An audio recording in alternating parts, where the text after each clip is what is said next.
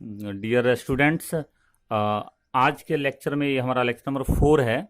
आज के लेक्चर में हम लोग बैक्टीरिया और बैक्टीरियल डिजीज का इंट्रोडक्शन देखेंगे। बैक्टीरिया है क्या, ये समझते हैं पहले हम लोग इंट्रोडक्शन के फॉर्म में। बैक्टीरिया एक यूनिसेलुलर ऑर्गेनिज्म होते हैं। यूनिसेलुलर ऑर्गेनिज्म का मतलब होता है कि बैक्टीरिया का जो बॉडी है वो सिर्फ एक सेल से, सिंगल सेल से बना होता है। ये ध्यान रखना है, बैक्टीरिया यूनिसेलुलर होते हैं। सेकंड, इनका कैरेक्टर है कि बैक्टीरिया प्रोकैरियोटिक ऑर्गेनिज्म होते हैं।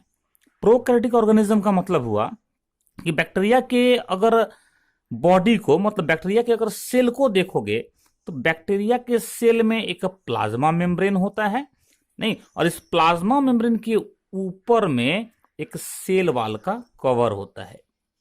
ठीक है, ये बात, एक सेल वाल होता है। इस सेल के अंदर में कोई भी स्पष्ट न्यूक्लियस, ट्रू न्यूक्लियस नहीं होता है। ठीक है ना। तो जिस ऑर्गेनिज्म के सेल में ट्रू न्यूक्लियस नहीं होता है उसको हम लोग प्रोकैरियोटिक कहते हैं। ठीक है बात। साथ साथ अब बैक्टीरिया के सेल के अंदर में जो ट्रू न्यूक्लियस नहीं है तो इसके साथ और भी जो सेल ऑर्गेनल है जो मेम्ब्रेन बाउंड होते हैं, जैसे माइटोकॉन्ड्रिया हो जाएगा, जैसे इंडोप्लाज्मिक रेटिकुलम, गोल्गी बॉडी, ये सारे भी इसमें एब्सेंट होते हैं। नेक्स्ट, बैक्टीरिया हमको आंखों से दिखाई देता नहीं है, तो हम लोग बोलेंगे कैसा ऑर्गेनिज्म होता है, माइक्रोस्कोपिक ऑर्गेनिज्म होता है। मतलब इसको देखने के लिए हमको माइक्रोस्कोप का जरूरत पड़ता है। चलो कुछ और इंफॉर्मेशन, एलिमेंट्री इंफॉर्मेशन बैक्टीरिया को लेकर के बोलता है कि अगर हमसे क्वेश्चन किया जाए कि इस अर्थ पर सबसे पहले कौन से ऑर्गेनिज्म आए थे, किन ऑर्गेनिज्म का सबसे पहले इस अर्थ पर इवोल्यूशन हुआ था, तो आप बताइएगा कि बैक्टीरिया का इवोल्यूशन हुआ था। मतलब बैक्टीरिया अर्थ पर अपीयर होने वाले, उत्पन्न होने वाले फर्स्ट ऑर्गेनिज्म है। ठीक है। एक और बात, अर्थ पर जितने भी टाइप के ऑर्गेनिज्म पाए जाते हैं, जितने भी टाइप के जीव पाए जाते हैं, अगर नंबर का बात किया जाए, संख्या का बात किया जाए, तो सबसे ज्यादा नंबर इस अर्थ पर किसका है, बैक्टीरिया का। हाईएस्ट इन नंबर, सबसे ज्यादा नंबर अर्थ पर बैक्टीरिया का है।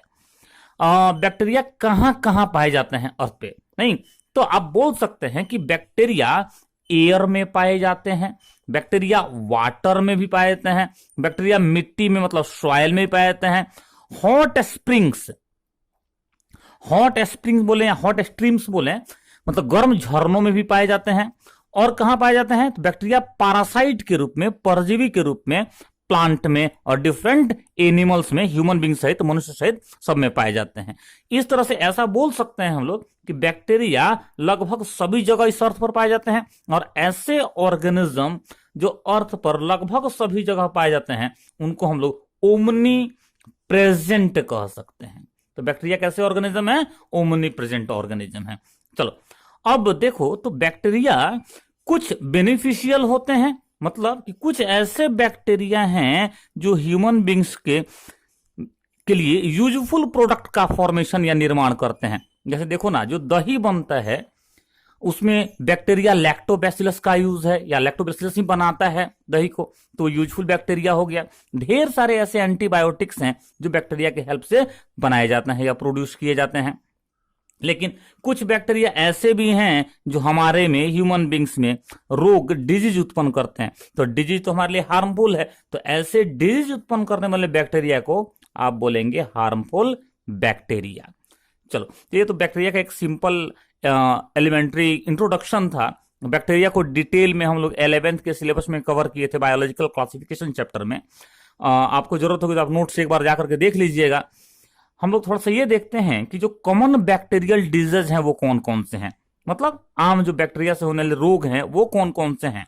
तो हमारे सिलेबस में 2 डिजीज, 2 रोग पढ़ने हैं हमको। एक टाइफाइड कवर करना है, एक टाइफाइड पढ़ना है हम लोगों को, और दूसरा पढ़ना है न्यूमोनिया। ये तो 2 हमारे सिलेबस के पार्ट हो गए। थर्ड जो बैक्टीरियल डिजीज है वो ट्यूबरकुलोसिस है, नेक्स्ट प्लेग है, डिप्थेरिया है, लेप्रोसी है जिसको हम लोग कुष्ठ रोग भी बोलते हैं, टेटनस है, और कोलेरा है। ये कई सारे बैक्टीरियल डिजीज हैं। नहीं, इनका नाम आपको याद रखना है, इनसे एग्जाम में क्वेश्चन आता है, आपसे पूछेगा which of the following is bacterial disease, इनमें से कौन सा एक बैक्टीरियल डिजीज, आपको चुन के बताना पड़ेगा, उसमें से सिलेक्ट करके बताना पड़ेगा, आपको याद होना चाहिए। इनको तो डिटेल में टाइफाइड और न्यूमोनिया को तो पढ़ा ही जाएगा, थोड़ा थोड़ा जानते हैं बाकी को भी। जैसे टाइफाइड की बात करें हम लोग, कहाँ इन्फेक्शन होता है, तो ये स्मॉल इंटेस्टाइन में इन्फेक्शन होता है टाइफाइड का। न्यूमोनिया, इसमें क्या होता है, तो मेनली लंग्स, हमारे जो फेफड़े हैं हमारे, वो इन्फेक्शन में रहते हैं। ट्यूबरकुलोसिस में भी हमारे फेफड़े में ही इन्फेक्शन होता है, लंग्स में इन्फेक्शन होता है। प्लेग में क्या होता है, तो प्लेग में जो लिम्फ नोड्स हैं वो फूल जाते हैं, काफी बड़े हो जाते हैं फूल करके। कई बार तो जो चिकन या बोलो कि मुर्गी का जो अंडा होता है उस साइज का स्वेलिंग हो जाता है, उस साइज के लिम्फ नोड फूल के हो जाते हैं, नहीं कांखों में, ग्रोइन रीजन में, और इसके साथ साथ फीवर आता है और ठंड लगती है। ठीक है, आप लोग सुने होंगे, अब तो ये फुली इरेडिकेट हो गया है, मतलब खत्म हो गया है ये, अब प्लेग होता नहीं है। पहले ये चूहे पे जो छोटे छोटे जो पिस्सू, जो कीट जो होते लगते थे, उनके उनके द्वारा प्लेग फैलता था, अब ये इरेडिकेट हो गया है। नेक्स्ट डिजीज जो डिप्थेरिया है, तो इसमें ये नोज और थ्रोट में, मतलब नाक और गले में इन्फेक्शन होता है। कॉमन कोल्ड में याद करो, नाक और गले में इन्फेक्शन हुआ था।